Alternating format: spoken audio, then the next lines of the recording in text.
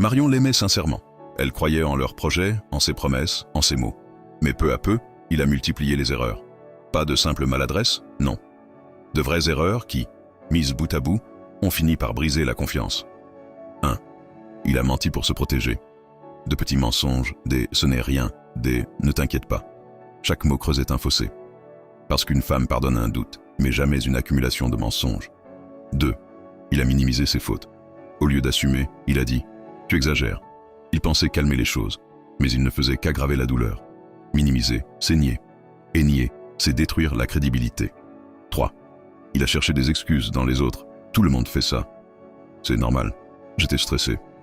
Ces justifications étaient autant de preuves qu'il n'assumait rien. Un homme qui rejette sa faute sur le contexte ne répare rien. 4. Il a promis sans agir. Je vais changer. Ça ne se reproduira plus. Mais chaque promesse vide creusait un peu plus le trou, parce qu'une promesse sans acte est pire qu'un silence. 5. Il a oublié que la confiance ne revient pas seule. Il croyait que le temps suffirait. Il pensait que Marion allait oublier. Mais le temps ne répare pas une trahison. Seules les preuves reconstruites peuvent le faire. Le déclic de Marion. Un soir, après une nouvelle excuse, elle a dit calmement « Tu ne comprends pas. Ce n'est pas l'erreur qui me détruit. C'est ton incapacité à assumer et à réparer. » Il est resté figé, parce qu'elle venait de mettre le doigt sur la vérité qu'il fuyait. La méthode des 3 clés de Marion. 1. Observer les erreurs comme des aveux. Chaque répétition est une preuve, pas un hasard. 2. Refuser les promesses vides. Les mots sans acte sont une nouvelle trahison. 3. Avancer pour soi.